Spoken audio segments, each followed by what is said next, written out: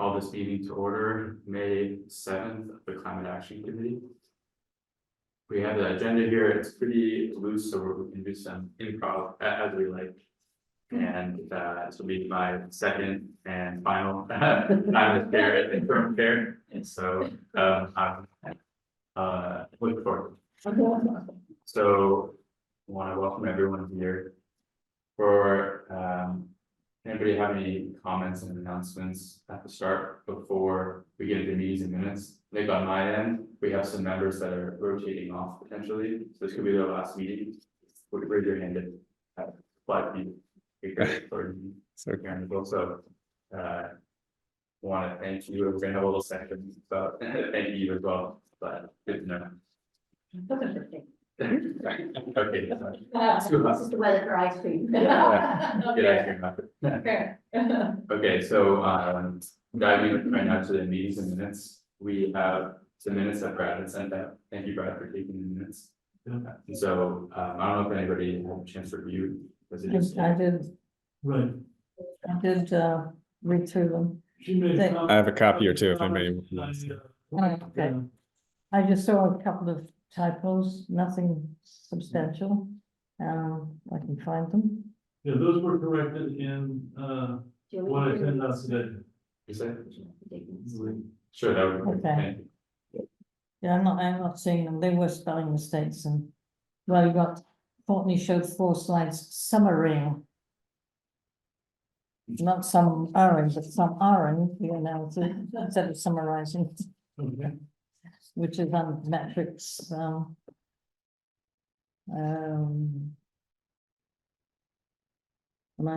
I don't see any others. Okay, so this is correction from them. Oh, there's another one. In the public comments. That's from Pamela Britt.Elying too much rather than relying too much. Can you send those in a corrected document to me and I'll get it? I can, I mean, as long as everybody agrees to those changes. I mean, they're pretty,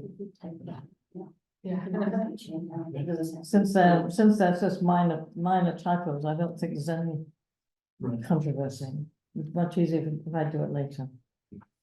I got a chance to skim minutes. I'm okay with minutes. Does anybody else want some time to take a look at them for next meeting? Okay, all right, I move that the minutes be approved. Do I have any motions? Yes, Brad? Second, I'll have a vote on minutes. So approval of minutes, everyone raise their hand. Aye, Okay. okay, Okay. good on minutes. Thank you, Brad. So, Perfect, okay, so we have a clerk for tonight, thank you very much. Carol, and okay, so the next meeting will be June 4th at 7 p.m. That's the first Tuesday of next month. I'll be away actually during that meeting, so maybe if we could push it back a week, or I could miss out on that meeting if other people want to keep it as that date. Anyone have any preference? How many people we have, so if we had any people on. That's a good point. Hopefully we'll have a few new committee members by the next meeting. Brad has been doing a great job reaching out. And I have some people to reach out to as well that we found from the submission online. So we might have a few. have you reached out to them? Yet to have, we gonna plan to go down. Okay.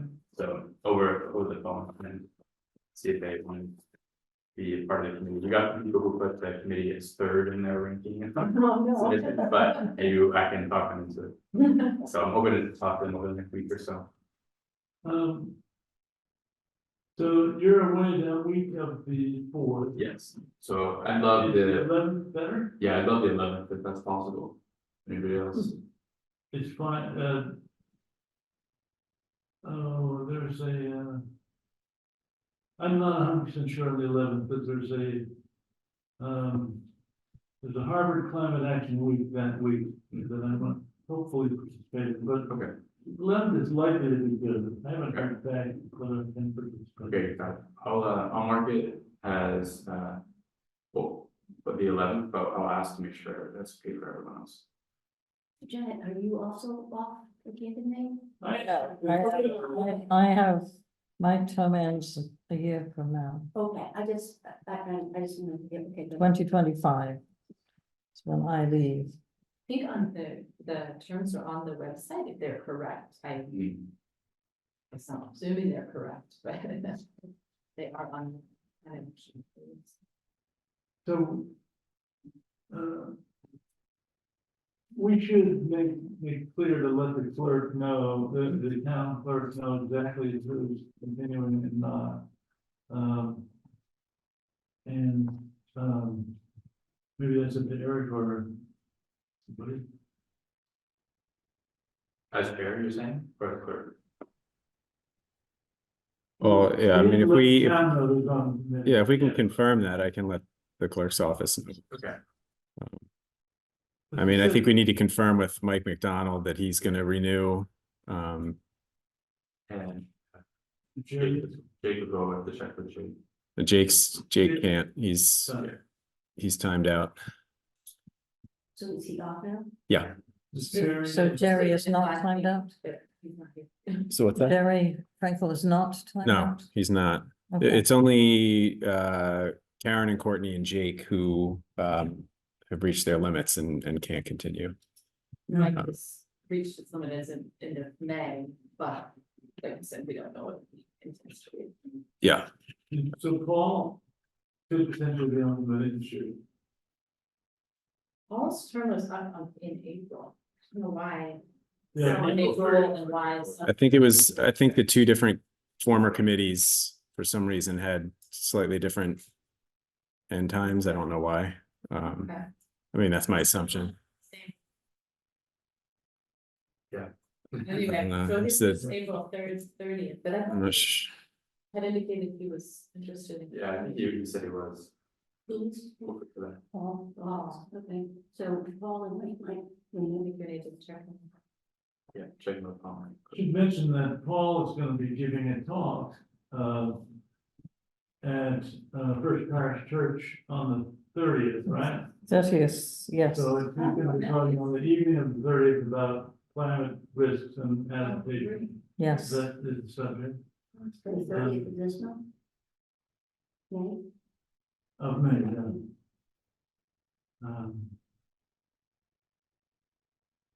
Okay, all right, so we're gonna check in on the members and hopefully recruit new members.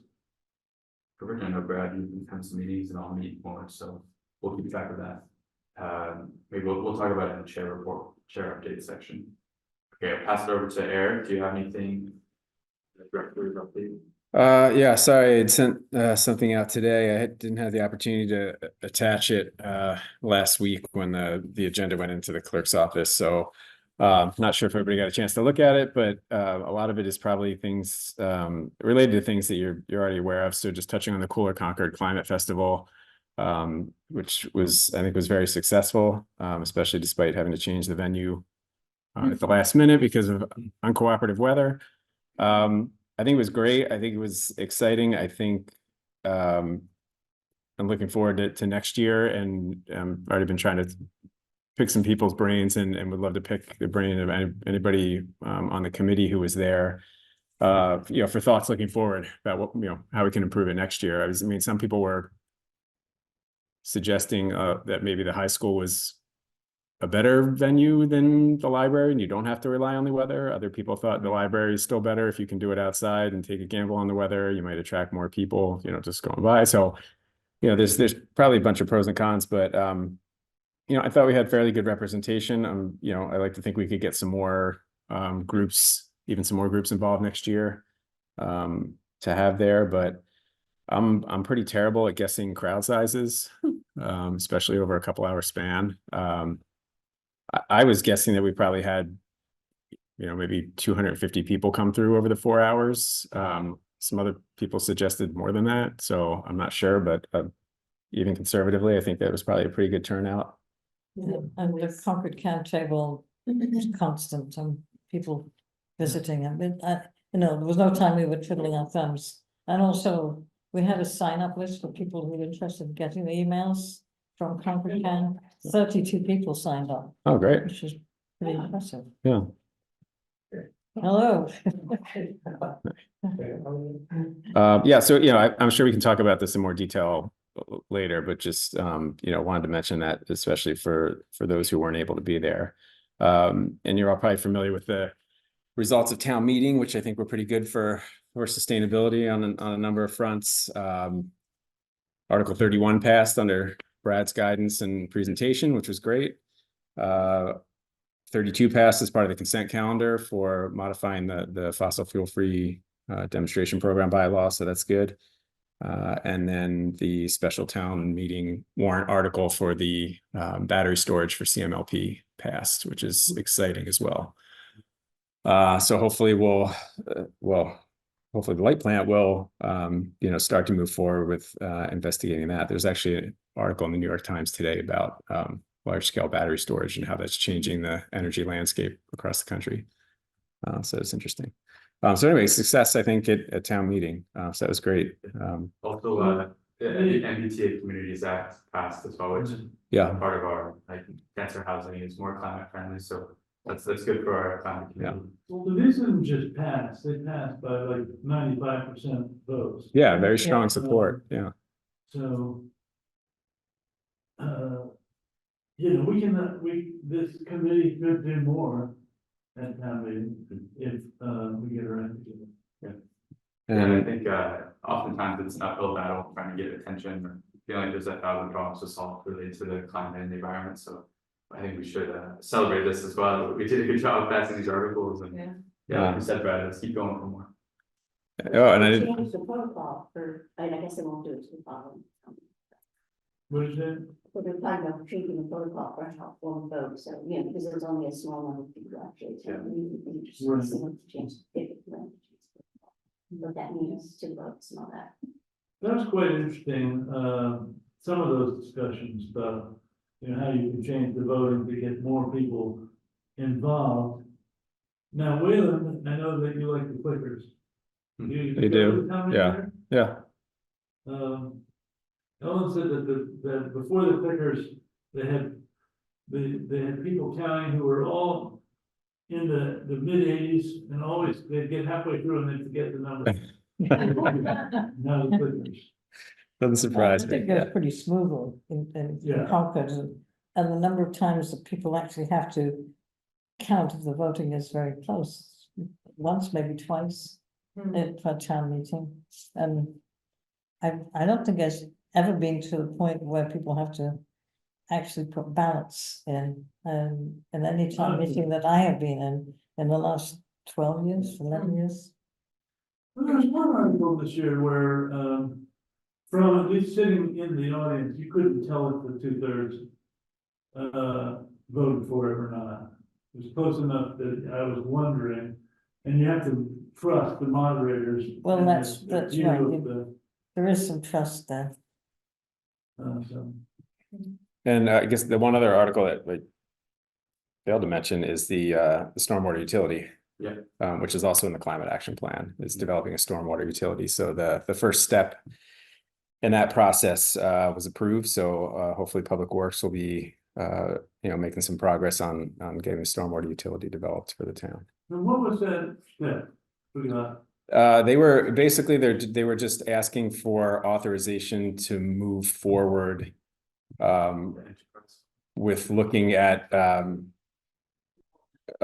it was authorizing debt. So they would be looking forward to planning for it. So they'll have to come back to town meeting next year with more details to vote on about the structure of the utility itself and the fees and things like that. So this was just sort of an authorizing step to say, yes, Public Works can go forward and start investigating debt authorization and, looking at that kind of stuff. That was the Stormwater utility. Yeah. Yeah. So, I'm but just again, realized- that's, I'm taking notes and I Lowe's doing minutes.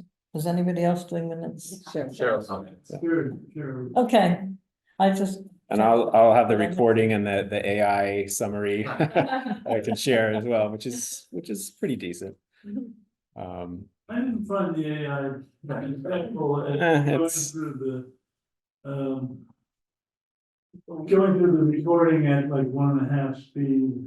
Yeah. and maybe slowing it down where you're not sure. Yeah, it's not a substitute Yeah, for. It's like a student trying to do their homework as the teachers are collecting. You can skim it fast. Yeah. One thing I wanted to mention too is the sustainability roundtable. So been working on trying to put together a sustainability roundtable where different stakeholders and interests related to sustainability in the town will come together periodically. Right now, I'm thinking twice a year to all be in one place, talking about sustainability and the climate action plan and progress and needs and direction. It's a way to get other committees involved in the same place at the same time, remind them of their role in the climate action plan. Maybe even help with accountability on some level from other areas of town, just to, you know, kind of have them there and talking about, you know, what they're doing with regard to their role in the climate action plan. And just, you know, to give updates from sustainability about, you know, where we are with things. So, you know, I wanted to do this, and the first one, I want to do it in the context of the updated greenhouse gas inventory and the work that's been done on that, and share where we are with that in progress, and use that as sort of a stage and a foundation to move forward and look at the plan again and reassess, you know, where we are and our priorities and our efforts and all that. So I just today set a date for June 6th. It'll be in the evening. It'll be here in the hearing room. And Did you have to get like the select board to okay it or anything, or town manager to, the event, the fact of having the round table? no, Whoever feels like it. I've talked to Carrie about it, and she's very supportive of the idea Okay. of doing this. Yeah. Can she make sure everybody, the relevant people show up? I can ask her to see if she can, you know, send. I mean, overall, the response has been very positive. The timing of it, it sounds like is going to be challenging for the schools. The superintendent probably won't be able to be here because they have so much end of year stuff. She's like booked for 14 straight nights or something. But I'm working with them to see if we can't, you know, have some, obviously we want some representation from the schools and the school committee, you know, given that they play a good sized role in sustainability from the municipal standpoint. So, but overall, I've had very favorable responses from all the departments I've reached out to, and the staff there, and I'm kind of going through them to reach out to their committees and boards to make sure that we have at least one representative who can be there for this. So yeah, hopefully we'll do a good job of setting the stage for that, and you know, then I'm kind of anticipating maybe every 6 months we, you know, have a roundtable and try to get everybody together to, you know, stay on everybody's radar. That's the evening meeting, that's what time? Yeah, probably like this 7 p.m. Okay, I was hoping to do it at the library, at the forum over there, but that space wasn't available for any of the dates we were looking at. So maybe in the future we could shift it over there. I think the hearing room here isn't ideal for a lot of reasons, I don't think, but it's a non-hearing room. yeah. But that was the location we had for now. So I wanted to get this going and get it going as soon as we could. I didn't want to wait till the summer or after the summer. So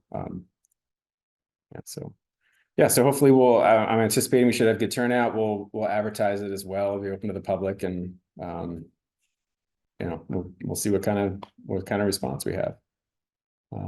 Okay, then again, what you said, the sort of topic for that particular meeting would be? I'm picturing, and you know, I'm certainly open to hearing people's thoughts on it. I mean, not necessarily now for the sake of time, but you know, I want to use it as an opportunity to you know, look at the progress we've made, the updated inventory, and kind of use that as the focal point to say, hey, it's been a few years since we've looked at our emissions and our inventory.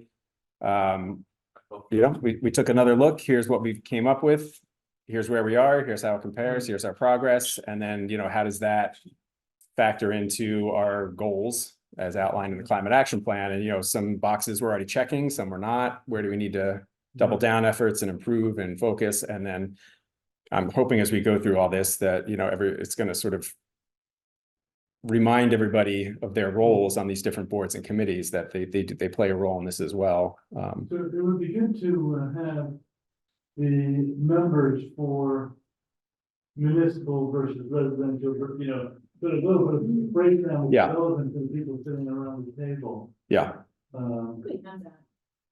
Broken out into. yeah, so I want to look at, So so I want to look at the, you know, the work that was done, and then also look at, the municipal reporting in MEI, to look at the municipal, some of the municipal numbers, and start, yeah, putting some information together to do that. So, and then I'm hoping that maybe in the future, you know, we can sort of give a briefer update each time, but then, you know, find out, you know, figure out some ways to, you know, make these roundtables hopefully engaging with folks, so that they're not just sitting there hearing information. It can also, you know, have them engaged and participating and talking somehow in terms of, Well, yeah, so.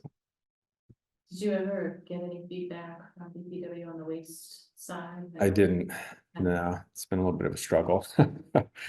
But I'll keep at it, yeah, yeah. Maybe if you have the roundtable, you can, I like that. Yeah. Give me some updated information.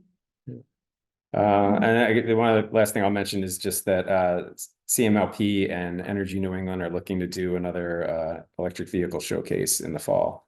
Right now, the dates they're looking at are September 14th or 15th.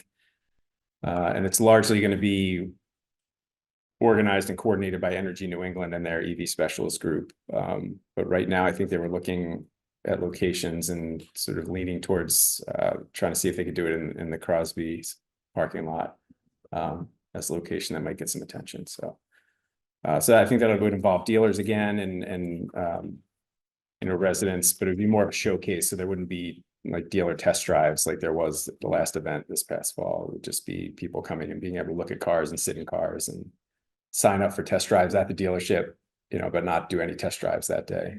is the reason for that just the test drives are too difficult? Logistically, it's a little challenging, and I think there have been a little frustration with some of the dealers just logistically trying to do. I mean, it seemed like people were disappointed that they didn't get to test drive vehicles they wanted to test drive, just because there's a limited amount of time to be able to do it. You have the dealer reps doing what they do, which is, you know, wanting to talk about the cars. So test drives will run over, and then that bumps everything with the schedule, and people get frustrated. And so logistically, it's just a lot more challenging. And I think the dealer reps were, you know, just frustrated that they didn't have more time to talk with each person. You know, they just kind of had a quick interaction and then had to move on. And so I think they see it as a good opportunity to you know, get interest and get people to say like, hey, you know, come over to the dealership and we'll set you up in a test drive. I think the More other time to do it. reason was that, you know, the cars were not in the parking areas, so people weren't, you know, didn't have the opportunity to actually look closely at the cars, and if they're always there, they have more of a chance to get in and feel, you know, get the feel of the car, even if they're not moving. So they can check out several cars that way. Yeah, it's a trade-off. I mean, there's something to be said for being able to get in an EV and test drive it and feel how different it is than, you know, Yeah. So A regular car, so it's the that's- same, yeah. for sure, but But I think the showcase concept is good just because it does let people see a lot of different models, and makes and models that they wouldn't be able to see if they were as easily if they were trying to go to a lot of different dealerships, you know. So it kind of piques their interest, then hopefully gets them to some dealership to keep moving. So I'll stop there for the sake of time. And Okay, great. Thanks for that, Eric. We have any questions before we move on? Okay. Good. So moving on, we have chair update. It's me, it's interim chair. First item here, I wanted to celebrate everyone who's going to be rotating off. So name here tonight. I don't think anybody else. Yeah, Jake's not on. All right, so just Karen and Courtney here. Want to thank you for your work over the past terms that how long were you on the combined committees for? I think 4. 4. And Karen, how long were you on? Do you remember? 6. Well, combined 10 years, that's a decade of service to Concord, so thank you very much both for all this time and look forward to working together in the future as a private citizen. Love to see you at more events and everything, so I appreciate that. And maybe we'll be able to send a message to Jake later. Yeah. In via email. Okay, so, and then looking into hard to replace, great community members, but I know Brad, you had said you met with someone today, this morning for coffee. Yes, I have with, Brad in the audience. Nice, okay, and he's here, so I'm assuming it went pretty well. Entirely. But that's great that you're doing outreach, so keep us posted and we'll try to. Right, Be a good and now advocate. Bob, who's sitting out there, who used to be on CSEC, Mhm. would also be a good person if he had time. Okay. Great. He's and if anybody knows Bob Chatton, he's an energy consultant who has, done a lot of projects. What did you do in these years, the battery, the battery? Did a 1.5 megawatt hour battery for the embassy. Oh, cool. It was a renewable energy. Renewably charged battery, it's a 750 kW solar array, brand new embassy. That was prior to the coup. So, Is the battery still there? yeah, the embassy's still there, it's much fewer staff, unfortunately, and 1,000 less military personnel. But that's another story. Be Concord to it, so that's something, installed it before Concord. Yeah, Okay, that's great, and we had some, like I said earlier, we had some potential new members or candidates. That Eric had sent over, so hopefully schedule calls with them in the next week. And then we spoke with some people at the Cooler Concord event who were interested, that we have their emails via trivia response to them, so we'll see if they're interested. They had to get a, pretty high score though, right? Yeah, yeah, that'd get a decent score to be. No, but I think even people who have a slight interest in either the environment or climate Yeah. sustainability, we should be looking for new members. You can bolster our ranks as much as possible. Okay, And how many do we need? 9? Some charter, some. How many I'm not sure. How many total members members do we need in for total? our? I think we can have 9. Yeah, So we'll have 6, right? Or no, we'll have. well, I think we had 12 when the groups We have 11 combined. Until now, Okay, Eight. and, at least 3, leaving, probably 4, because you're leaving, in the middle of the year. Yeah, in January. We've also reached out to the schools. One of the things that the Mass Energized Conference was a panel discussion that involved a few people, including the Weston chair of their committee, plus a student Okay. member of their committee. And the student was great. He was very well spoken, and so it really makes sense to have a student or 2 involved. And it would be a 1-year thing probably, because students don't last forever, but it'd be good for them, for, their college app, and it would be good for us to connect to the schools, and it's good all around. I agree. So unfortunately, well, I reached out to Priscilla at the school a little too soon before this meeting, but I would hope to try to recruit 1 or 2 and go talk to them before the next meeting and try to have. Okay. Um, Yeah, that makes sense. I know, Eric, you had some communications with the schools in your update. Do you think, who would be the best person to reach out to the schools on behalf of the committee? Would it be one of us or you as sustainability director? I think, well, Brad and I have been communicating with Priscilla, so I think, yeah, as far as the Concord schools, and the committee here, so Yeah, I mean, I think it'd be great to have some student representation on the committee. I think Brad, I think you were talking about, trying to find obviously a junior Yeah, or somebody who, has a little time to spend, or a rising junior working with, working with the committee a little bit, which I think would be great. And then some of what I was referencing was, over the past couple of months, I've sort of met separately with, representatives from some of the other private schools in town. Staff or faculty who have a sustainability role on their campus, and just in conversations with them, it's come up that it would be great to not only have them from different schools communicating with each other, but then also this, find opportunities for the students from these different schools to come together and communicate with each other on sustainability. So what I didn't know was that Priscilla, who's with our schools, and I think two of the other schools sort of met informally back in the fall. And based on the conversations I've had, it sounds like we're basically all on the same page with wanting to try and do something like this. So, one idea is trying to come up with like, maybe a sustainability fair or sustainability career fair, for students from the different schools, where they could come together and hear from people in the field, like different aspects of the field, and learn about career opportunities. And there's probably any number of other things that students could get together and focus on. But I'm hoping to get representatives from all those schools together just for coffee to just kind of chat about it and see. And then Middlesex School is doing I forget the name of it. they're doing Green. Open geothermal system. Yeah, they're doing that on their campus, but they're also doing for next year, they're planning let's say a green fair or something like that.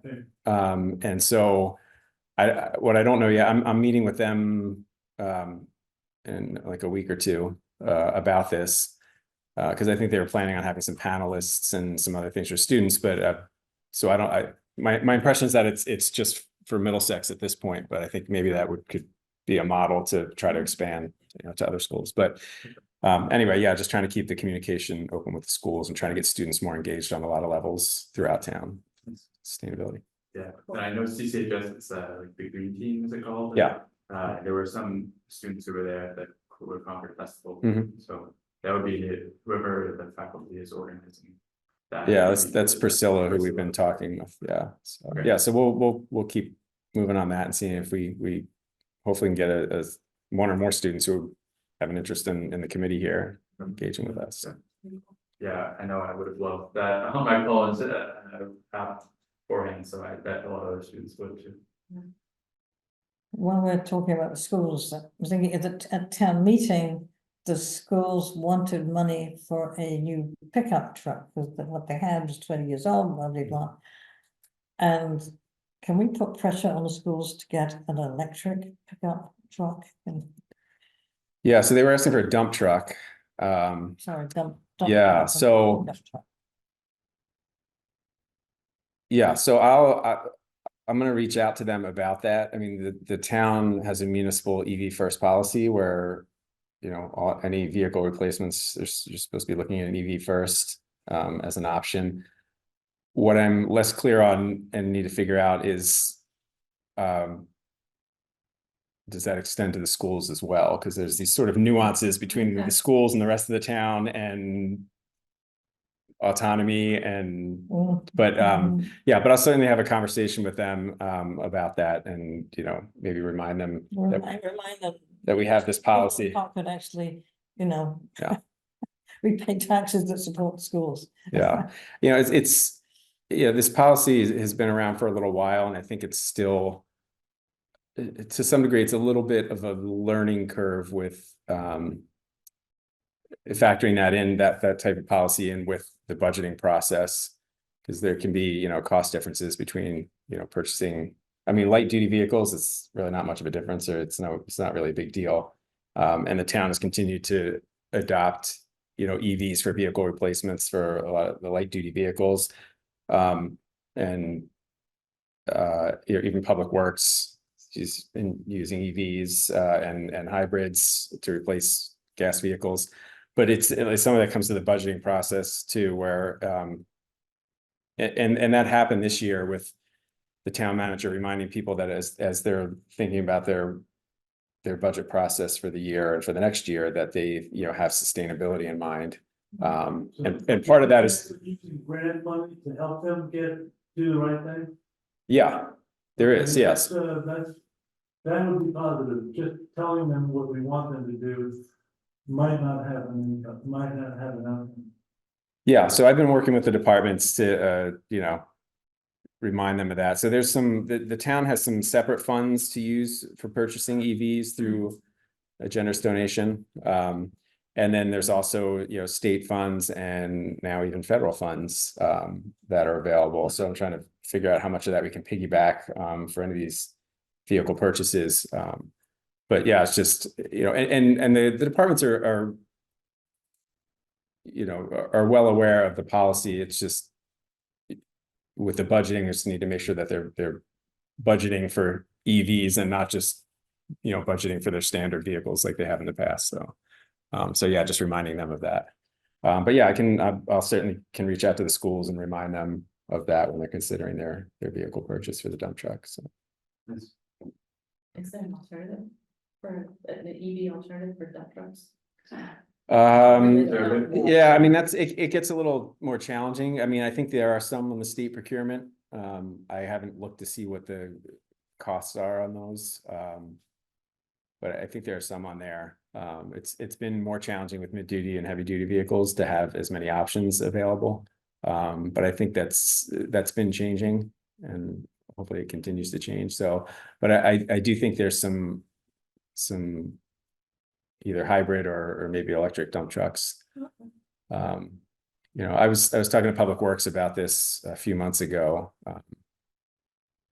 I'm trying to remember what kind of vehicle it was that there was some state money for. I thought that Phil sent some information about electric truck options to the mail list that you were on. Did you look at that?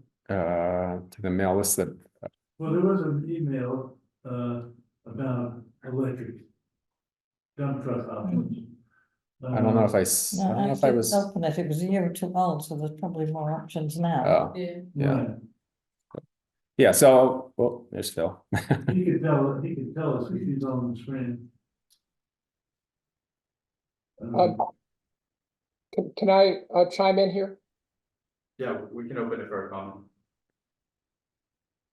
Yeah, I on Brad's advice, I decided not to send the email to the school superintendent and members of the school committee. So I held off on that, and I can email that to you, Eric, if you want. Yeah, sure. I'd be happy to see that. That may help inform my approach with them. Okay, I'll Great. do that. Phil, do you mind just stating your name and address for the record? Yes, Phil Thayer, 36 Mill Run Lane. Okay, does our clerk have that? There. P-H-A-Y-E-R. Phayer. Yeah. Thank you, Phil. All right. Thank you. We'll open up for public comment at the end again. For any more comments? Okay, so we'll use a bit of the carrot approach then for the schools rather than. Yeah, or many both. We'll keep an eye on that. Gonna keep us moving here. I have a busy next couple months up ahead. I'm currently the interim chair of the committee. However, I cannot fulfill that role in the future. So I'll be looking for someone else to take over the role as interim chair, so I won't be able to.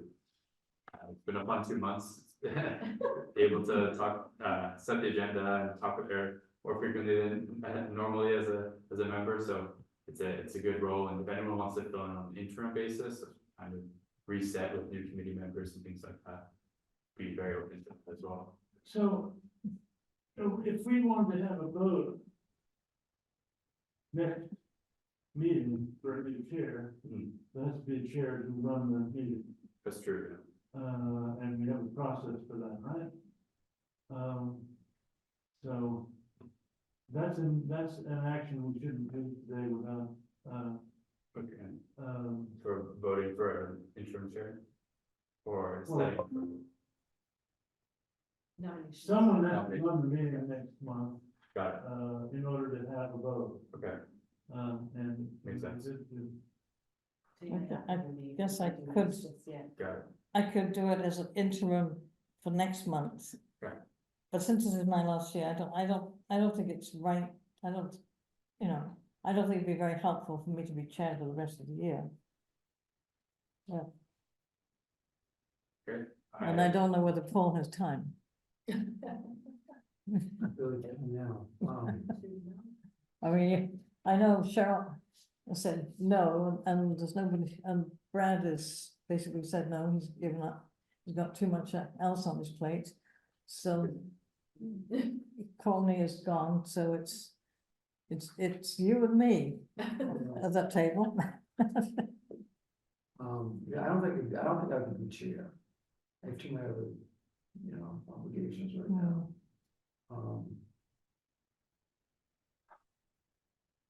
Well, we do think about the future of the committee, obviously.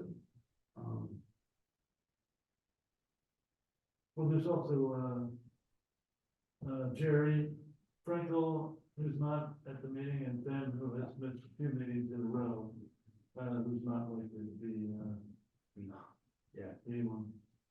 Gary might be an option as an interim role as well. Yeah, he was chair before, he was good. And support him. You could, maybe if Janet's willing to do interim for a couple more months. As you get some new members in over June and July, hopefully, and kind of table it until September, but don't leave her hanging. Yeah, keep the can down the road a little bit. The summer tends to be a bit quieter as well, but we're starting to have meetings, but then sort of resetting for the fall. Yeah, we often don't have a quorum in August, for example. Yeah. I might be able to, in late summer as well, take over as interim chair again if we need it, so we'll have, and then I'll be rotating off, or I'll have to step down for the beginning of January, as I'll be abroad, but, so I could maybe do it for a couple of months at the end, so we won't stick you with it forever if you're volunteering for next month. All right, Okay, I guess I can do that. okay, thank you, all right, so. I'll be happy to work with you and I was Smooth it as much as accepting we that. can. I was really saying I'm coming to see you, Eric. Thanks for keeping smooth in transition as my interim chair. Okay, do we need an official nomination for chair? Interim chair? I don't think so. Okay. Okay, Do we? I don't think so, yeah. We have a policy for the interim. Yeah, so I would say, just No. pass the I think- over time. Yeah. Right, thank you for that, Jim. Okay, so we're all set for that. And then, not to put you on the spot, Paul, but, we were talking before you arrived about members who are staying on. Can we have you, rotating off? Are you planning on staying on the committee? into the future? When do I rotate on? Good question. According to the website, it was April 30th, 2024, so. Yeah, technically, I guess you've rotated off unless you're continuing on. Yeah. so I think you're eligible for another term, but you probably have to be, you need to be reinstated, I think. Yeah. So we'll have to. Back here. you are now part of the public. Yeah, I'd like to stay on, Okay, but, great. I think we need a little more emphasis on adaptation. Okay, I mean, we're getting, 1.5 degrees above pre-industrial by 2030. If it's, if it's past 2 at the end of the century, so, I don't think the town is spending enough effort on preparing for that. And, it's challenging, Yeah. but, Mhm. you either, pay a little now or pay a lot more later on. It's not only, cost, it's like lives, it's the environment. and is it the MVP grant from the state? Is that what it is, that? Yeah, Oh, it's my been, God. pursued in the past, so we'll be trying to do the 2.0 process this fall. Great, well, So, I'm glad you'll be staying on all week and have a continued focus on adaptation. And as Brad said, Paul is actually going to be talking on that, I hope. Yeah. Oh, wait. On the 30th of May this month, 7 p.m. at the First Parish Church. And I mean, as far as I know, it's not going to be Sounds like a it. hybrid meeting, unless the First Parish decides that's gonna happen. So, I want to ask whether the town is going to publicize that event, Eric. I haven't heard about it, but Yeah, we can. I think the town should publicize it, And- not just Concord candidates list. Yeah, I don't see why we can't. So, Right, so- yeah, if you want to send me the info, somebody wants to send me the info for it, I can work with our communications person to get the word out. I want to get an audience. yeah. Great. You're right. Okay, great. Can you keep us moving here? So the next agenda item we have is a little recap of the Cooler Concord Festival. And Eric, you had talked about it a little bit already, but if anybody else has any other comments they want to say about the festival, The climate games were a hit, yeah, that was great. and, What's the gentleman's name that made those? Again? so Andy, this fellow, Andy, Bright. It's just he's a volunteer who lives in Newton, and he contacted, or he, somehow, through Mass Energize, he made those games. He made them all out of recycled materials for our conference. And then, sort of like, well, have games will travel, so it's been at, 3 other events since the conference, one of them being our fair, climate fair. Yeah, those were big hit. They were fun. Mhm. Yeah. And our trivia went over well. We went snacks and people. Thanks for organizing. And I was at the adjacent table for Yeah. Concord Can, and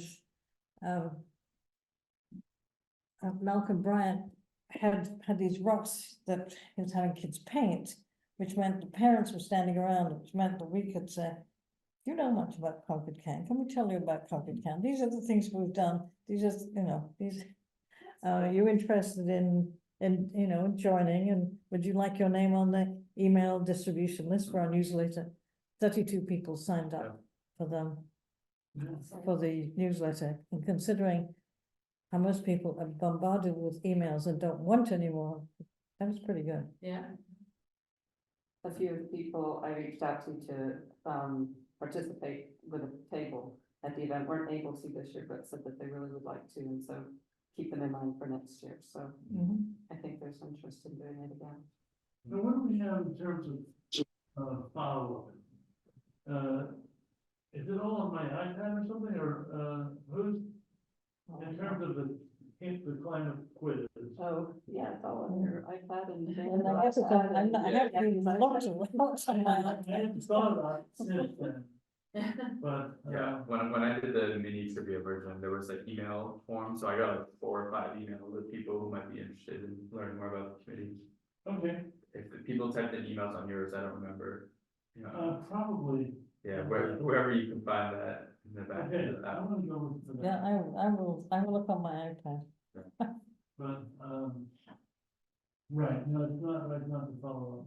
It was a, overall, I think it was a really great event, and glad that we had a good presence there. And Laura Davis, from the Transportation Committee, really helped run that well, and it was a great, and others up front, it was a great success.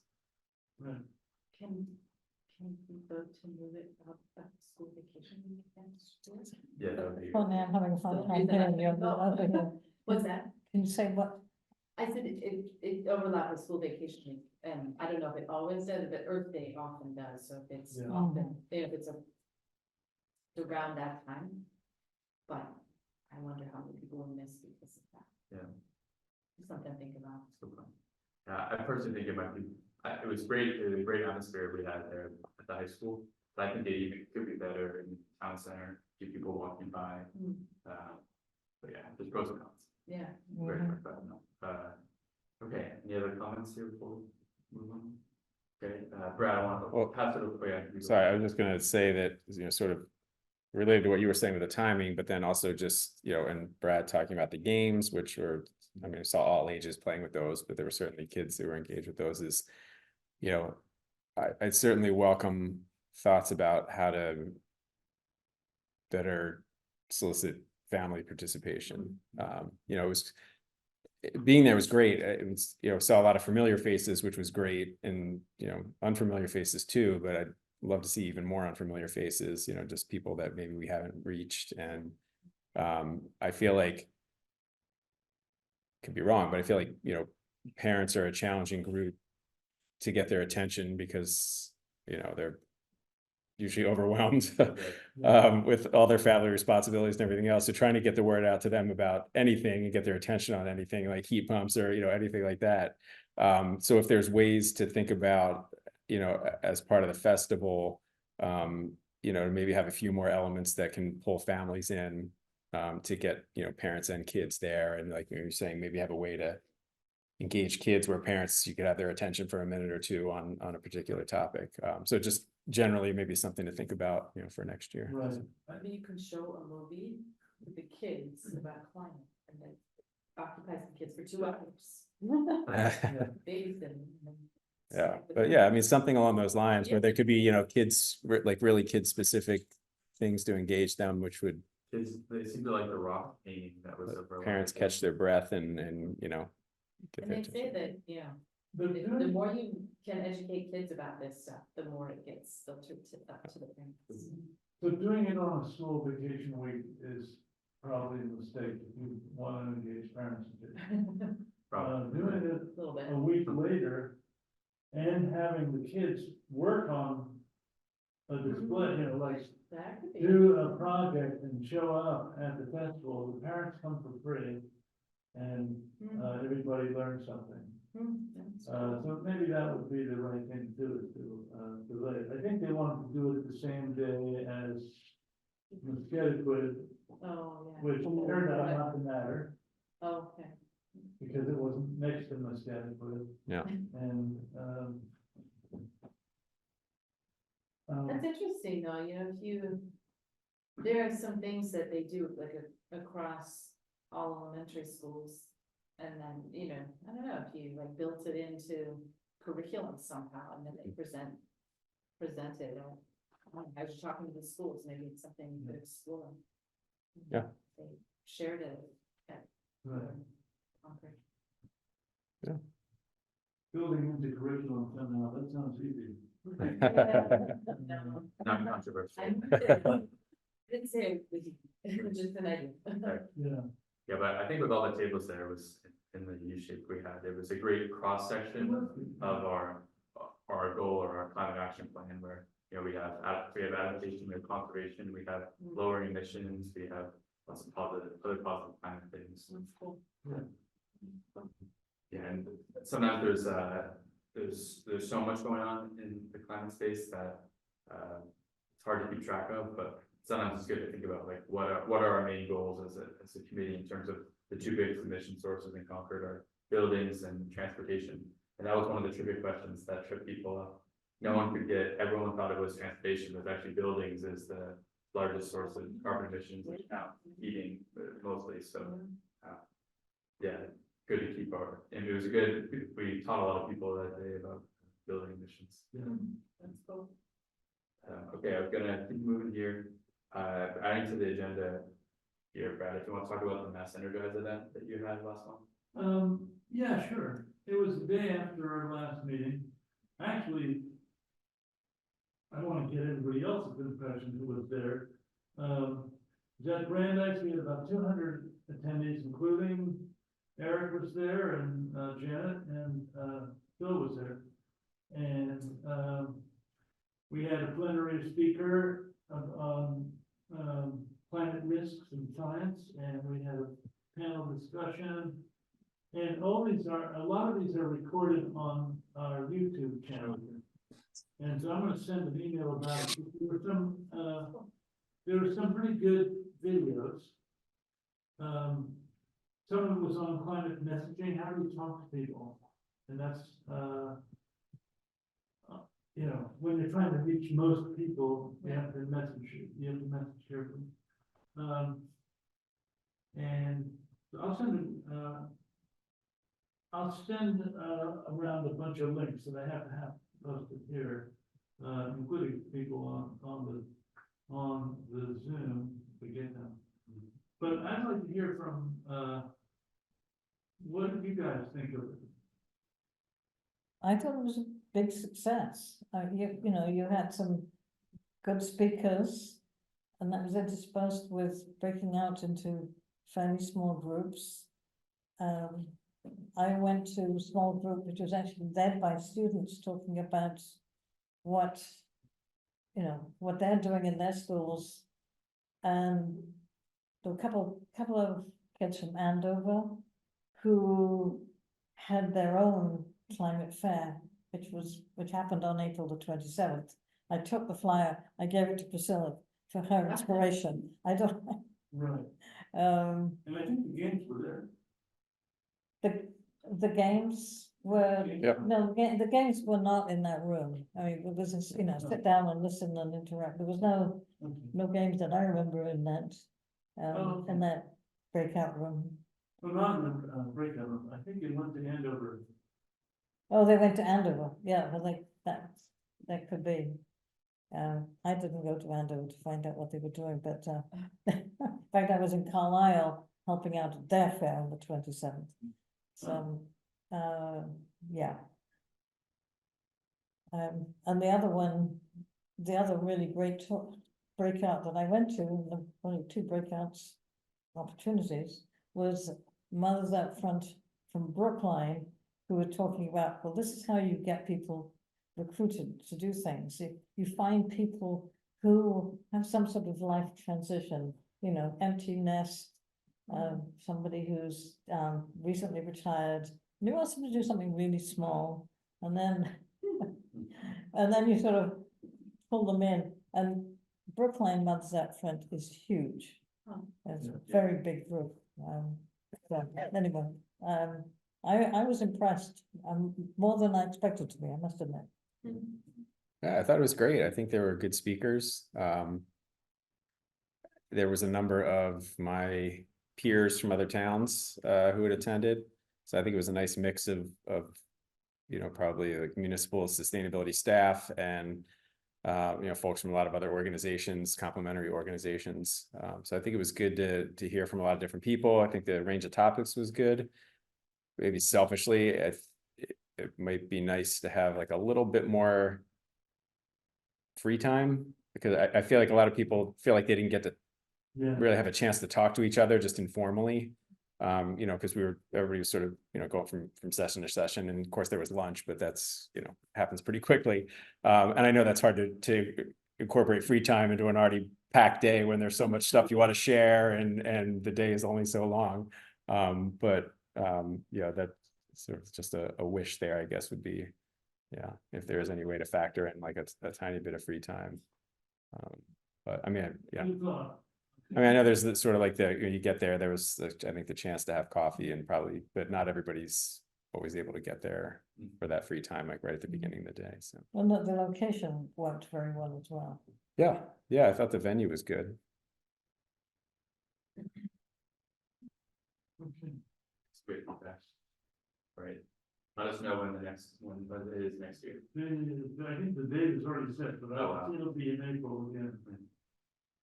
Okay. It was the first event that we've run Mm. like that, and it's largely organized by one volunteer from Midfield, and she did a great job. So, and I think there was a pent up demand. You know, people haven't gotten together in a while like that. Always nice to network and hear like-minded people. You know, we're not just working in a silo. Yeah, the number of people that I met that I've seen on screen, I'm really nice. Never knew how tall they were. Yeah. With the height of it. Okay, gonna keep us moving here. I wanted to add, before we jump to the Hanscom letter, is Eric and Brad, if you want to talk about the recent developments with geothermal meetings or planning, I know that's been an initiative to look at doing network geothermal in town, especially maybe over near the Well, MCI Concord, potential new there's development. nothing, but it was a really good presentation, panel discussion. And Eric summarized it, last week at the library. And Laura Davis gave a great presentation about getting off gas, and then Audrey Schulman from the nonprofit Heat gave a really good presentation on the work they've done on the idea of this network geothermal, so a neighborhood with basically converting the gas line infrastructure into thermal line instead. And it avoids the problem of, let's say 50% of the people get off gas over time because they can afford to, and then the cost of maintaining the gas system falls just on the people who can't afford to get off gas. So it's kind of a perverse situation. That would happen in, 20 or 30 years or something, who knows? So they're doing a couple of pilot projects, one in Framingham and one in Lowell, and they're first in the nation, projects. Yeah, National Grid is doing the Framingham one. No, Eversource is doing the Framingham one, and National Grid is doing the one in Lowell. Framingham one may be online next year, I think. I thought it was this year. Maybe I'm wrong. I could see that. So I got really interested in maybe, starting up a, maybe a task force. Convening a task force that, has a bunch of members to just learn about it. Think about how this could apply to Concord, what neighborhoods would make sense. How do you do the engagement of people? You have to convince the whole neighborhood to do it. And a neighborhood that includes some commercial Anchored. and residential is good because you can share, some businesses are cooling, refrigeration. I think about Iceland or something, and some places, while other places are heating, it gives a very good, bonus. Yeah. And then, Mike McDonald spoke from our committee, and he also, for National Grid, works with communities on electrifying, on the electric side, so he knows a lot about it. And then Peter Lowett described the geothermal system at First Parish that we're planning. I worked with him on that, which is sort of a network geothermal in the sense it's tying together a bunch of buildings, but it's not exactly what Audrey was talking about. Yeah, so I think, yeah, at a macro scale, Concord, but also Massachusetts wants to transition off of gas and oil for heating, and there's a office for energy transition now at the state, which is from, the woman, I forget her name, but she's running and helping the transition to newer technologies. So I think the three main ones are either everyone has a heat pump in their home connected to the grid, or a geothermal heat pump going down, or a network geothermal. And there are some other options as well, but those seem to be the big three popping up. And I think the network geothermal is a really great tool to have in the arsenal. There's some challenges with like front capital costs, but at a place like maybe MCI Concord, that site, if they're doing a whole development over there, that could be a great spot of mix of commercial and residential and all that stuff. Right, Brookline was doing that. I thought Brookline was, I heard about that a couple of years ago. It's more on the town level, but they may have a project in the planning stages. I'm not aware of it. the gas lines were already leaking, and they decided it would be more cost effective to actually just go into geothermal rather than repair the gas lines. And Right. You have my only source of information. Well, You know, it's- you know, the only way to learn about whether it's cost effective is to just do a project. And then do another one, you know, because the first project might not be cost effective, but learning for it. Learning by doing it. I think in Europe, they've done some neighborhood scale projects, but I don't know. Especially college campuses here in the US that are looking into it, and I think some have already done it. Because they have a good mix of buildings and pretty dense buildings that are able to network. Good energy, yeah, that's cool. And Europe's always said district heat, Mhm. but, District? In a few so, places. so I imagine it's pretty easy to convert over to geothermal. Because the network is already there and homes are already there and so on. Mhm. I mean, one of the advantages of this network geothermal is that you get the utility to run it. They know how to run, they own the what right of way. Mhm. They can do things at scale, they know how to, do billing and maintenance and stuff like that. So they won't necessarily fight it. And they could potentially, including all their workers, you know, it's a transition strategy. There was a comment that, rather than having to dig up and replace gas lines, having the ability to convert them to carrying air, which if it leaks a little bit, doesn't matter. It was in the interest of these companies to actually convert to ground source rather than replace these pipes. And also, the same people who maintain all this network of pipes wouldn't be thrown out of work. Well, So would the utility get like a generation fee?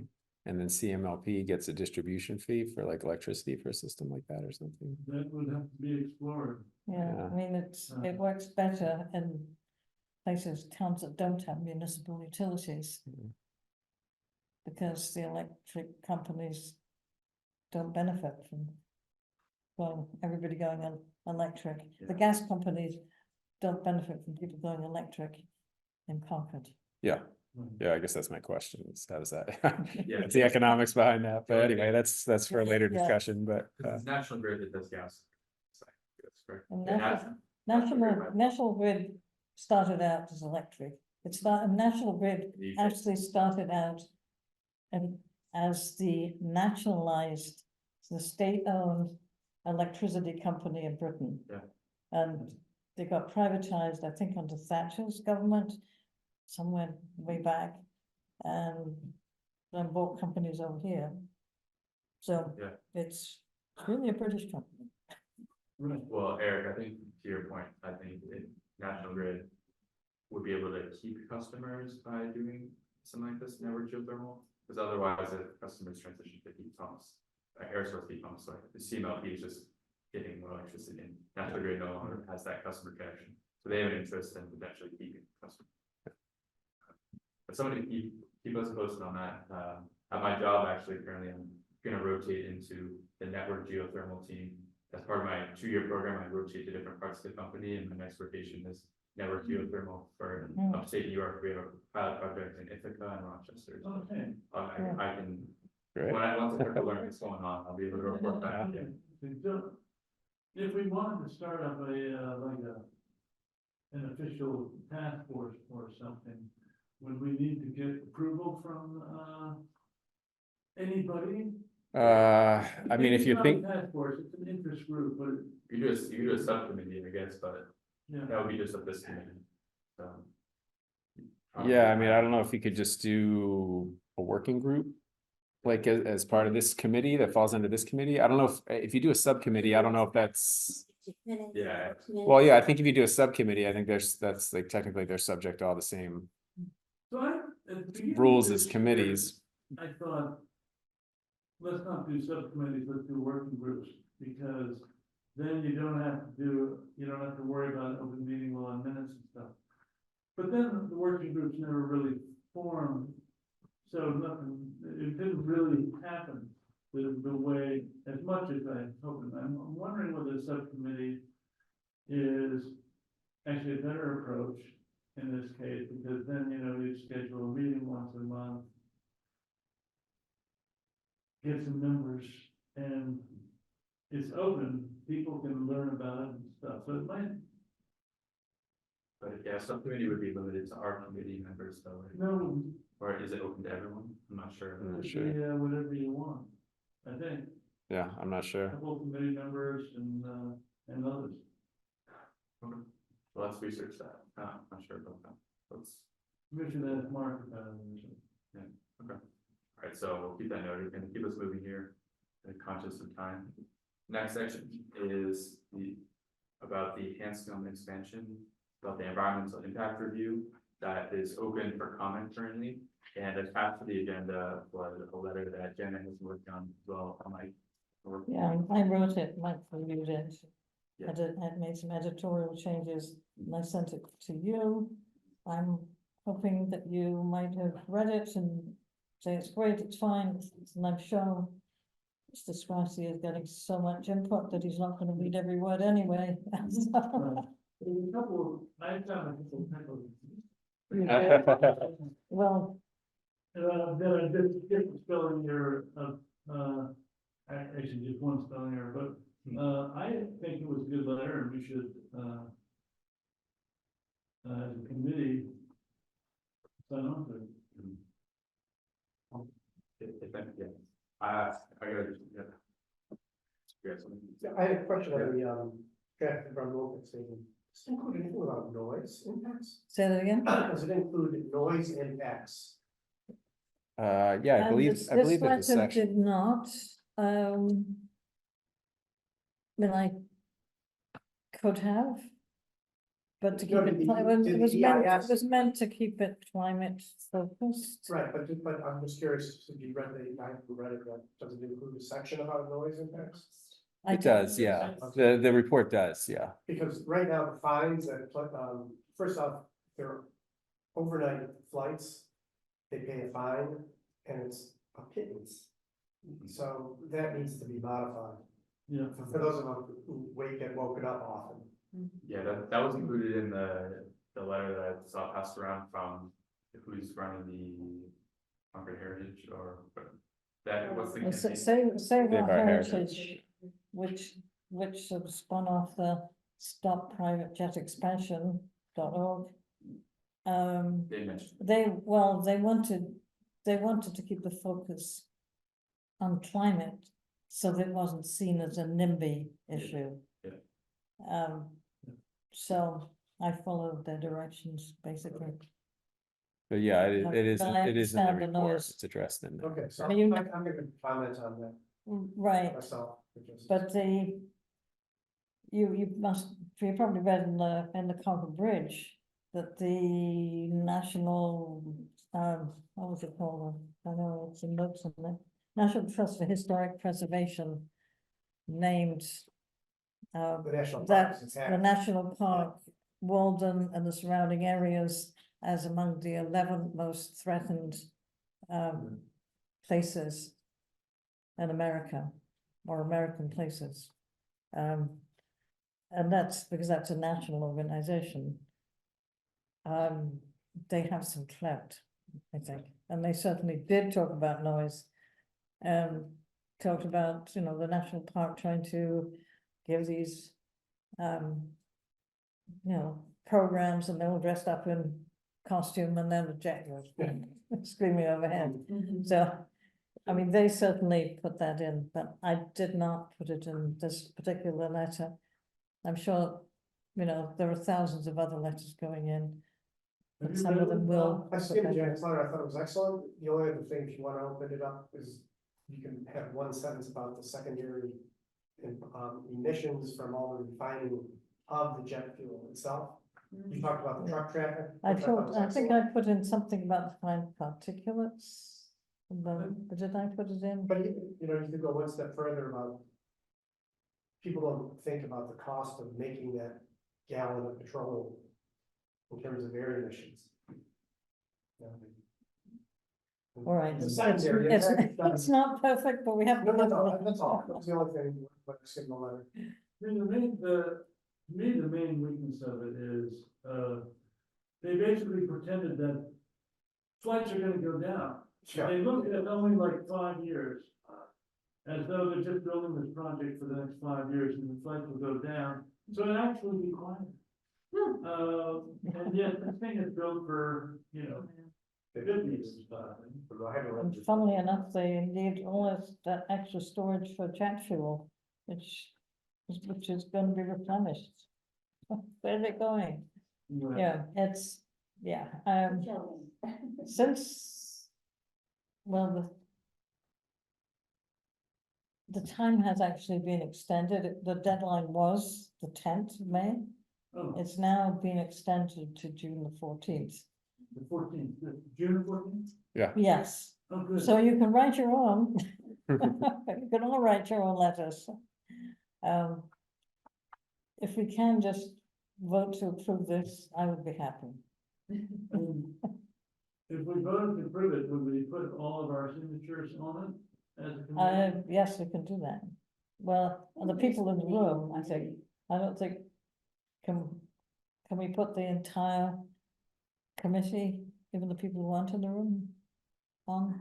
I mean, why can't you just say the committee unless the individuals on, if you need. I mean, you could- Say Say that again? You could have the chair maybe sign it, or interim chair, Yeah. or just maybe a member on behalf of the broader committee if it was more of a Yeah, question. you would be the interim chair anyway during the time, so you can sign it as interim chair.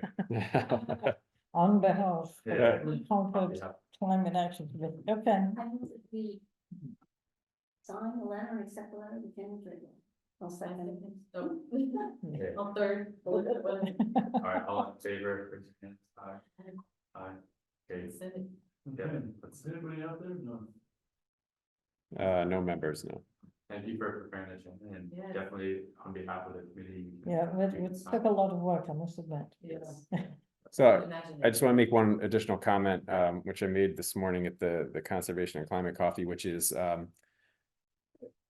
two members of the select board, well, now former member Henry Dane, the departing chair, and Mary Hartman, they've been engaging with the Conservation Law Foundation and working with a staffer there to get the foundation to also submit a letter. And so the first I became aware of this was last week, so I sat in on a meeting that we had with the Conservation Law Foundation attorney, and she, I think, was supposed to have a draft of a letter by last Friday, but then with the extension, I don't know if they felt like they didn't have as much pressure for that deadline, so because I haven't seen anything yet, but the foundation is working on something to submit as well in response to the DIER, and I worked with our Natural Resources Department to try to get some information about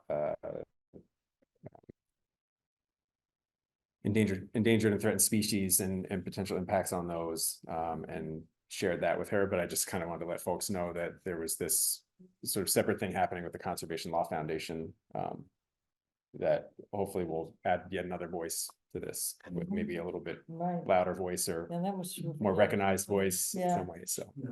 anyway, that's happening. And if I hear anything new, I'll certainly keep people updated. Great.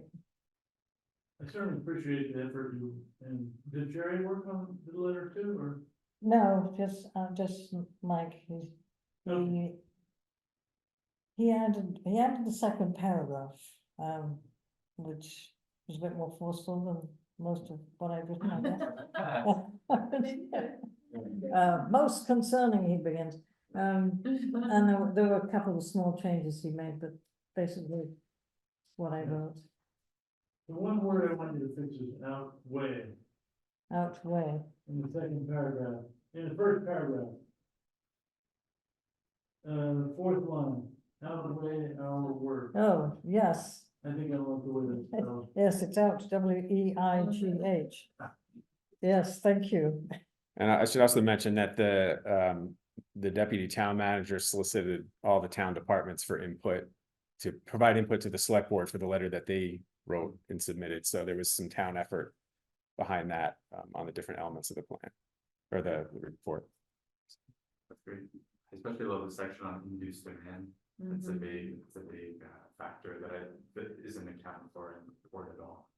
Yeah, If you you know, build it. the idea we're going to be 27 hangars holding about 90 jets, and somehow they're going to have fewer flights is pretty good wishful thinking.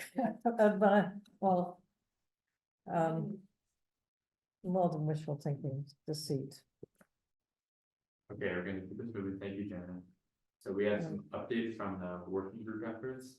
And so I'm up first for this. This is the recap of the solar task force. So as of Thursday, the solar task force will no longer be meeting. We will be passing a report or voting to submit a report for that recounts all the work that we did, including sites that we selected for our future development for solar and batteries, and also next steps, who's gonna take track of or keep track of what's going on, especially if the light plant needs to be motivated to actually install the systems. So so that will be on Thursday, and the report will be public, I believe. I think by that point, I think it will get released in the next couple of weeks after that. You So- know, we work to the select board. Yes, to the select board. The report will be submitted to the select board. And I'm not sure at which point it becomes public. I think maybe the select board has to acknowledge it or read it, so maybe there's some delay on it, but so be finishing there, and the overall takeaway is that the battery at the town meeting passed the article, special town meeting article that CMLP had put up. So that's exciting because that now enables more solar and less worry about the headroom about in town. And I'd say the overall goal is that we're pushing CMLP to go ahead with 2 or 3 solar sites, including the landfill, maybe the high school roof as well, or sorry, the high school drainage basin and potentially the roof, who knows? And install more batteries. So basically set up to be able to install more. There's a bit of a challenge because there aren't many other spots in town to do ground mounted, and ground mounted is the most economically feasible. So we've suggested 4 or 5, you'll see in the report, and roof mounted, and maybe in the future parking canopy, but probably not economically for CMLP. The best case is that roof mounted is behind the meter solar. So a place like the BD Center, if they want to put solar on, they can do behind the meter solar, and they can control their own solar and basically sell it back to the grid. That's more economically feasible because CMLP already has pretty low rates, and so for them to build a roof, and then they would be basically losing money putting it back to the grid, because they can buy it for cheaper rather than doing it on the roof. How many megawatts were identified in the report? Good question. So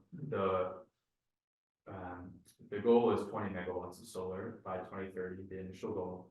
We currently have around 7.57, and in middle school it would be something like 10 megawatts. Yeah, something like. So what we identified was about somewhere between, depending on the calculations, 2 to 3 megawatts to add of ground mounted solar.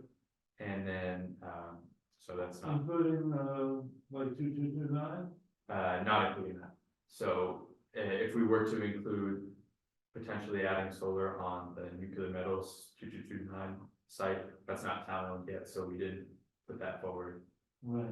Still negotiations. MCI Concord, whatever is built there, or nothing's built there, there could be solar panels.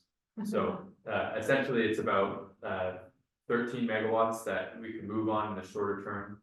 And then if solar panels become cheaper, if the schools want to put solar as part of behind the meter solar on the rooftops, then we could look at somewhere closer to 15 to 16, 17. And if we were to put rooftops on solar on rooftops of all the municipal buildings, we could get probably to 21, 22. We hit that goal, but in the short term or short to medium term, it looks like somewhere between 13 and 15 megawatts of solar by 2030. It would be the best case scenario. So I know I'm talking a lot of numbers right now. You'll see it in the report, but so this 20 megawatt by 2030 goal is probably not going to be hit. And part of our job duty was to reevaluate that goal and see if it was helpful, feasible. Looks like it's not currently under current economic circumstances, just going with ground mount. But, getting to 13 and 15 would be great as well. Not as big as 20. Yeah, not as great. There's CMLP's electricity supply will be fully green by 2030, if it's not already now, I can't remember off the top. of my Yeah, head. it was like, I mean, it's But they- 95% green Yeah. in 2022. Yeah, and so they buy renewable energy credits, so obviously some people, there's constant debate about whether or not that counts as 100% green, because if those sites are gonna be developed in the first place, is that actually adding to the grid additional solars? But overall, I think as a climate action committee, it's gonna come back to us as who's gonna be the enforcer of pushing CMLP to, at the next year's town meeting, having a warrant article saying, okay, on the landfill, we're gonna put this amount of solar like I've been planning. So there are feasibility studies coming in on there, and so we have to think about who's in charge of that. Is the light board gonna push that? The solar task force won't be around, so the climate action committee will be in charge of, I think, taking up the mantle of installing more solar, and so we can think about how we're gonna implement that. And maybe have more meetings with the leadership of CMLP, more meetings with the light board joined together. I know Eric will probably get stuck as being the enforcer as well. So, will there be a public presentation of this report? That's a good question. I think would not hesitate at the opportunity to go and present. So I assume there will be. We'll see if it happens in the summer or early fall. Okay. But there'll be a big report of course coming out in maybe the next month or so. So I'll make sure to send it to the committee once it's finished. Yeah. I have a question, the energy, the amp hours that were produced by 20 megawatts. What percent of our Concord's energy is that? Good question. So it's been changing over time. We had a discussion at one of the solar task force meetings. Yeah. Eric backed me up on some of the numbers, but I think the current peak usage of the town is it 30 megawatts? I think, 24 or was it higher? oh, I can't remember off the top. It's a good question. Okay, but it's about, it's in the order of 20, 30 megawatts. Right. It depends. So I remember because they've done a lot of energy efficiency programs, so it's changed a lot over the last 10 years. No, but 20 megawatts of solar is a significant amount. Yes. Right. But it's a pretty, fairly small duty factor, so in terms of the total Right, usage, it's like 15%. Of the total, it's not most of the CMLP's electricity, it's a fairly small. Because there's the nameplate capacity of the solar, and then there's the actual sort of efficiency and what it's doing on average.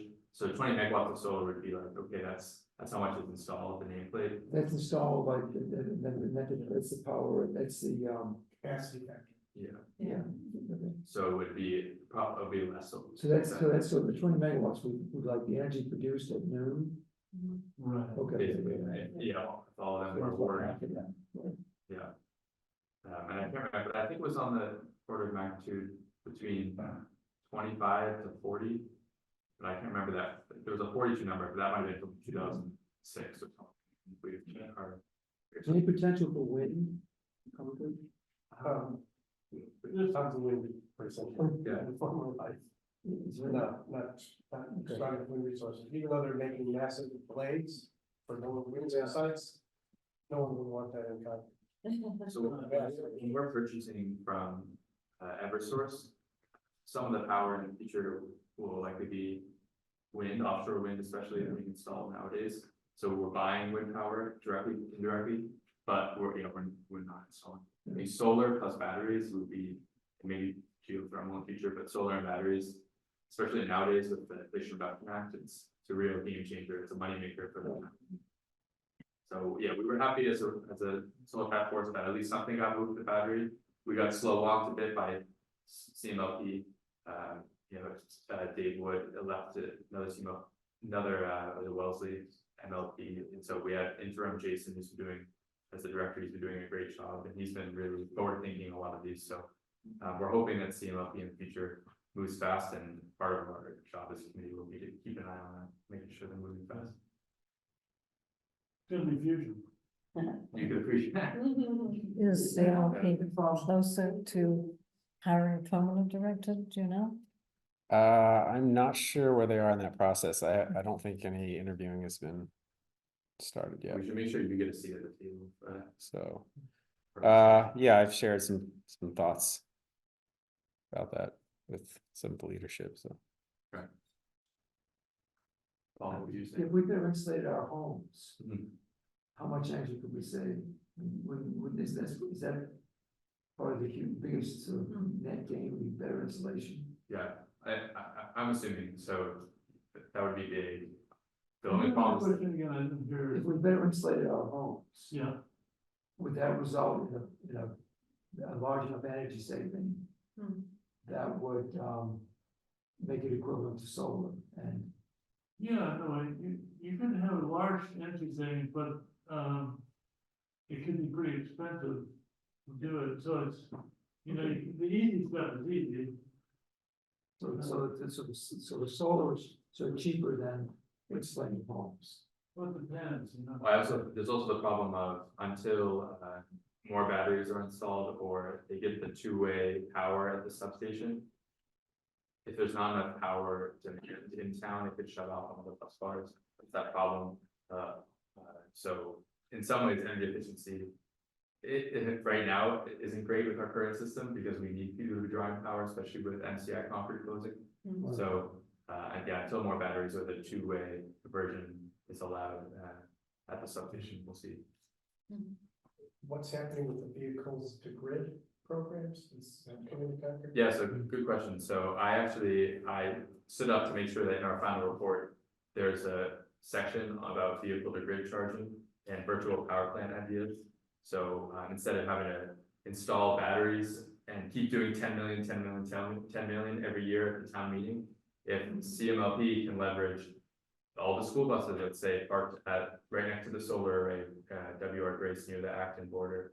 If we could tap into those, especially in the summer, and charge those and then discharge when we need it at night. And then as well with tapping into people's EVs or home batteries with incentives, things like that. Yeah, so we made sure that in the report, it's a section saying a recommendation for CMLP to evaluate those sort of newer storage technologies. And I made sure I had it in there so that when we come knocking to CMLP saying climate action committee, we want you to implement these, that it's there in text. So, good question. I'm definitely a big proponent of, I've seen a lot of the hype around vehicle to grid charging, especially around school buses, because we do have 42 school buses just sitting there right near a solar array. So that's an ongoing project that the Light Board CMLP has been working on, but it would be interesting to get them together for a task force, maybe the school committee, CMLP, the Light Board. But to think about maybe a forum for doing that, but to get them all on board for buying more electric school buses. The thing is, if the school buses are storing energy during the night, they need that energy during the day to take the students. Yeah. So what's the net, well, how do they act as a net storage device then? Yeah, I'll just speak to, well, it depends on exactly the system for the summer, let's say. Yeah. I think the summer is the best use case because you to charge them up when the solar is installed, and everyone's home at 5 p.m. And then, Weekends too. yeah, weekends would be a great example of that.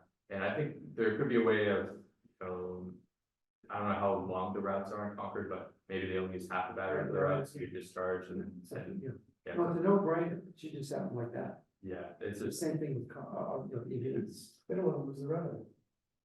I hope not. CMLP would lose the revenue. People, even with a personal car, are allowing them to be dispatched. They're gonna have to get paid for their power. I mean, a personal car owner is not gonna do it for free.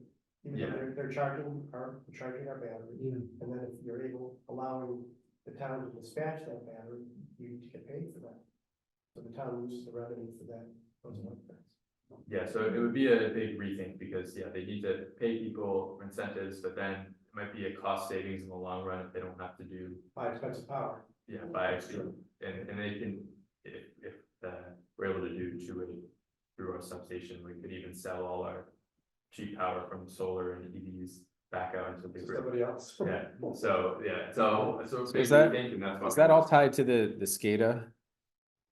So that they has come up a lot, so that. Yeah, so it's a years-long process of upgrading our substation, being able to SCADA data to be able to then even think about selling power back to Eversource. Yeah. So there's a light board meeting tomorrow morning. And that's on the agenda is the progress for the SCADA. Yeah, and SCADA is basically like advanced data, knowing what's out there on the system, because we have an older system where it's hard to know what data's out there. So being able to bring it all together and analyze it, we don't really have that specific capability yet. Some of the many acronyms I learned on the Silver Task Force. Supervisory control and data acquisition. Yeah, it's good trivia question. Yeah. Yeah, that's good. Yeah, I'll add that list for next year. All right, took a lot of time on that, but the report will be coming out soon, so thanks for listening to that. Courtney, we have here the metrics and reporting, if you have any updates on that as your. Yeah, I don't really have updates. I guess Eric, probably next step there is deciding how you want to publish it. And it sounds like, maybe in presentation form is the easiest way right now. Yeah, so I was planning to work on that, obviously, over the next few weeks leading up to this meeting is, kind of compiling. Yeah.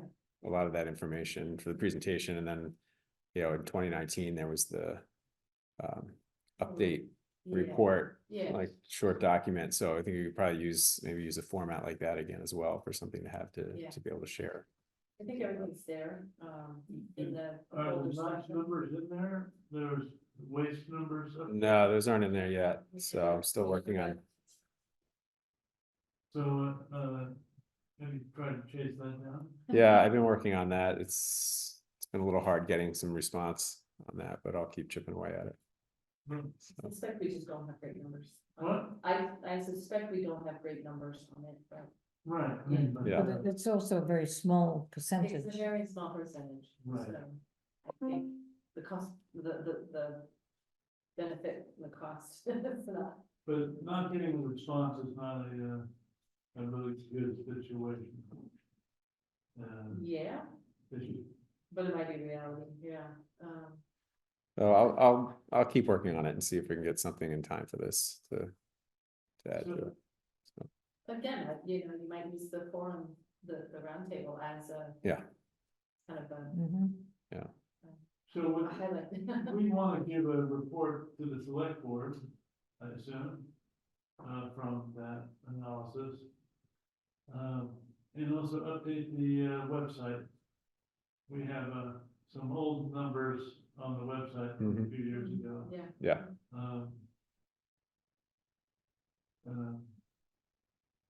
Would be good to get that updated. Do we still have a relationship with the company that produces that dashboard? Yeah, we still have a contract with them.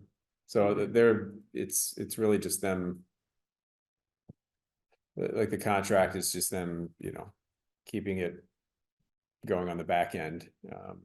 And then, we can go in and update information on there ourselves. So I can go in and that'll be on my list of things to do with this data in terms of updates is the website and Okay. the portal. So. Great. Love to see that. So that would be great. Thanks for working on that right up until the end. Don't forget, we should circle back in a year or so with the NPC or whenever they come out with their Yeah. update. Mhm. So I think it's okay for now, but I'm sure we get the newer tool when it comes out. Yeah, I haven't heard anything else about that, so I'm not sure where that is, but I'll keep following up with them. Thank you for doing all that work.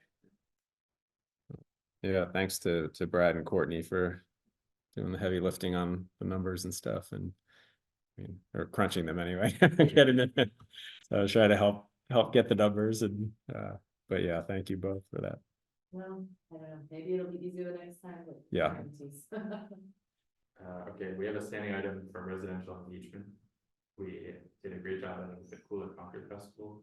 Is there any other residential engagement fairs or events coming up that we organize or be a part of? Not really, you know. We keep the cooler conference site up and that's basically been just notifying people about events. Lately, we haven't publicized it.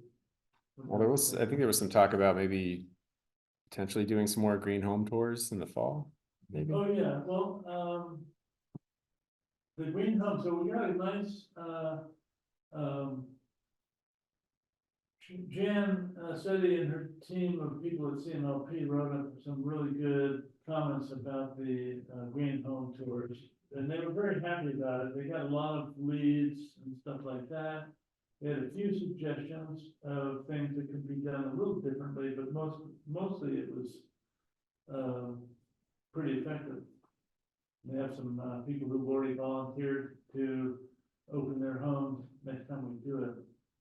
I had somebody approach me this morning at the coffee, this, Who did? what's her name?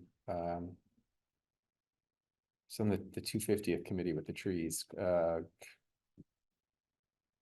her name? I'm blanking. Male or female? Female.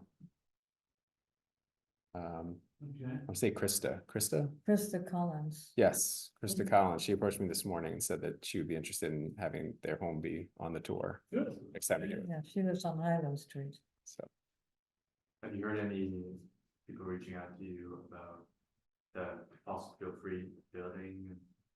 Has that, yeah, there's been question.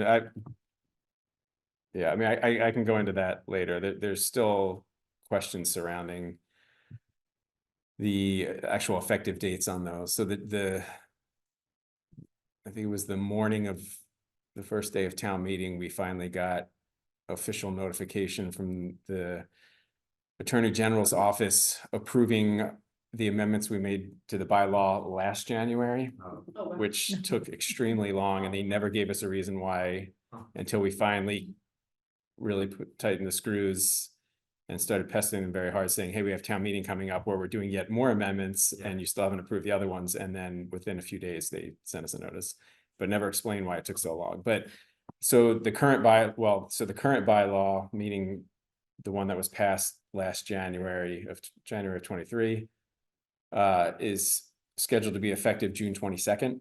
And now I'm trying to figure out what the new amendments mean and the effective date for those, because based on the bylaw language, it would actually be retroactive to the end of March. But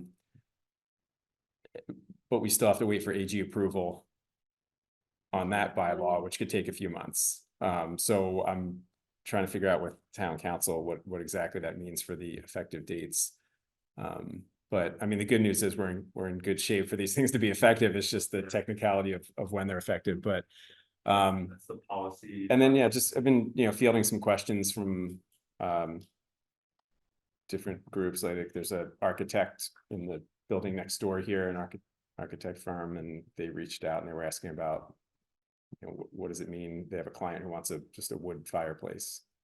I'm like, what does that mean? Is that, can we include that? Like if it's not a primary heating source and if it's just a firebox and it's not a wood burning stove, and so it just becomes so If there's the wood count. so they had reached out to DOER to get clarification, and they got sort of conflicting responses from them about what that actually means. And then, so we've been trying to sort things out, just questions like that out that aren't, I mean, you could have a lot of explicit exemptions in a bylaw, but we don't necessarily want to do that. So that's just an example of some of the Great. questions that are coming in. So it's going to be a process.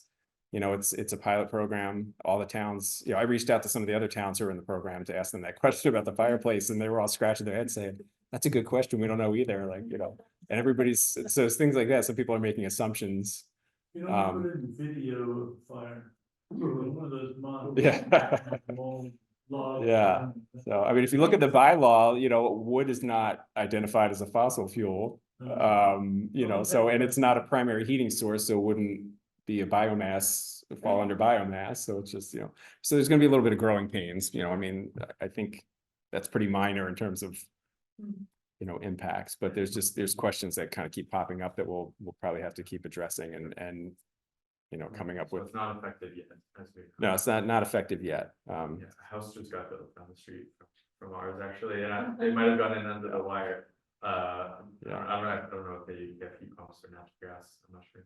Yeah, so, so hopefully we'll get that all straightened out and be effective soon, and then we're just waiting for further guidance from DOER, about next steps. They had initially said back when they notified towns of approval at the end of December, that this spring they were gonna hold a meeting on, reporting data from all the towns, and we haven't heard anything about that meeting materializing yet. And they haven't responded to any requests yet about that, so. Anyway, so we'll wait and see what that means. All right, gonna keep this moving here. We have standing item as well, municipal electrification tools. Any updates? Yeah, continuing to work on that. I've been working with the new facilities director on the scope of work for the municipal buildings to do the energy audits. He has experience and seems to be inclined to think that an energy service company, an ESCO model, would probably work well here. A question surrounding that is, a lot of those models are based on cost savings, and he seems to think that because of our low electricity rates here and everything, that we might not really see a lot of financial cost savings by implementing measures, but we would certainly see gains in sustainability and greenhouse gas emissions, which is just as good too. So I'm continuing to work with him on the scope of work and procurement to get somebody lined up to hopefully come in as quickly as possible and start doing these audits on the buildings. Right, and then. So, what sort of timing do you see, he wants to get a plan together to do all these, energy audits? Is that happening this year, do you think? Yeah, I'd like to think that we would get something out through procurement in the next few months. Okay. And then, get somebody lined up to come in and start doing the work. So I'm trying to educate myself on the procurement process around that, because it's something newer to me. But I'm working with our procurement folks and with him on that, so.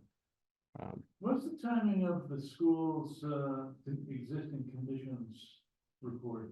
That's a good question. I need to reach out to the schools. I was just talking about that yesterday, and the last I heard, it was supposed to be done this spring, but I haven't heard any updates, and so I'll reach out to the schools and see what I can find out about their existing condition study and find out where they are with that, and what that'll mean for their buildings and capital planning. There's a little bit of a question about whether any of these sort of deep audits would include any school buildings. I think we're trying to get a handle on the budget we have to work with and whether that could potentially include school buildings. And separate from that is whether, what's that? We should have an opinion that it should include school buildings, right? Yeah, I mean, from a sustainability standpoint, I would like to see it include school buildings, but there's, there's that question of the schools controlling their own buildings and having their own facilities folks and their own capital planning. And so if we can, I'm interested in talking to them. I think once we figure out like which of the non-school municipal buildings will be included in these audits, I'm assuming most, if not all, and what does that mean for budget, and would the existing budget be able to accommodate school buildings, and if so, how can we try to get them on board with letting us do that? So, but I don't think they're going to be inclined to answer that question until they see their existing conditions results. A couple of years ago, there was discussion about some upgrades at the Alcott school, and they wanted to put in more gas. I can't remember. Yeah, there's the boiler replacement at Alcott School. So yeah, there was some work done on that. They were, I think, initially planning 2 or 3 years ago to replace the boilers with more efficient gas boilers. And then I believe there were folks in the community who said that, we should be able to do better than that.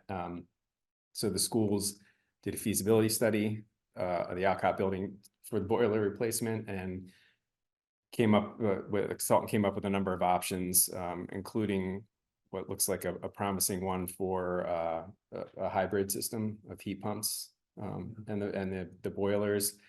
And I had made a push this past year to get the schools to try to move on that, and have been met with resistance in terms of the timing of their existing condition study and budget concerns and other things. So that's an example of one where, you know, a deeper dive on the school buildings can come up with alternatives. You know, so between their existing condition studies that they're doing, which isn't going to be super deep, I don't think, on the building systems per se, because they're looking at everything for the building. But somehow trying to pair that with this other parallel effort for the other municipal buildings, and hoping that we can identify opportunities in the school buildings to factor in. But it's sort of that somewhat, I don't know if territorial is the right word, but the distinction between who gets to make the calls in certain situations for these things. So, but yeah, I'll keep working. Just make fun. No more questions, keep us moving. We have another standing item for climate vulnerability assessment.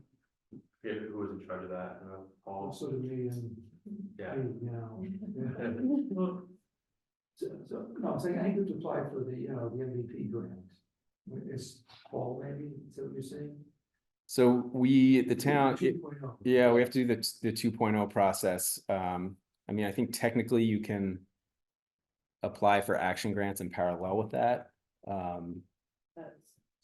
But it's, yeah, it might, I mean, that'd probably be, I mean, I don't know, it'd be a big bite to, When's that due? What's the process for what do we gotta do for the 2.0 process, and do you need help to do that? yeah, I'm determining that right now. So it's basically you do an application. The applications were originally for the next cohort, because there's already one cohort who's sort of the pilot cohort for this new 2.0 effort, which focuses on social resilience. The next round was supposed to be this spring, and then the MVP program decided to push it out to the fall. My understanding is that the application process isn't particularly complicated. But I think they were sort of running into the MVP program was running into some unanticipated obstacles with their model and their format. I mean, I could go into detail, but I won't. But that caused them to postpone to the fall. So I think they're reassessing some things related to that. But I can't remember offhand when the deadline is in the fall, but it's on the radar to, and yeah, the intent is for us to be, you know, applying for that so we can get that process moving, because it's a 2-year process. So I don't necessarily know if pursuing an action grant in that first year makes sense, but, you know, I think we could certainly, you know, pursue them in parallel, maybe just staggered slightly for any of the action grants. 2.0 spring. Yeah, because I'd like to see how the 2.0 process can maybe help to inform whatever action grant we want to put in, and have those, you know, maybe dovetail and strengthen that effort. Benefit to go through it, so you're gonna, hopefully, if you bring in this social resilience piece, which is such a big driver for the funding and the criteria that they look at, so. And we've struggled with that, particularly being a more low resource community, even though we're not in some ways, you know. So I think it can help. Yeah. Hope. But I hate to see we put off the vulnerability work, you know, even that much further. Yeah. Just, like, we need to tackle that. I don't know, talking about things we can put as a committee up against, you know, up to town meeting next year. Actually, I was thinking, Maybe maybe, I'll be on that. yeah, I don't know what like Public Works, Department of Health, and the Natural Resource Department are actually doing in terms of adaptation. Do we actually know? Like, I was thinking we could ask the directors of those 3 groups to come in and tell us what they're doing. That would also help us in this MVP grant. Yeah, I think, yeah. We know what's going on. Yeah, and I think that's part of the at least in my mind, the concept of the roundtable.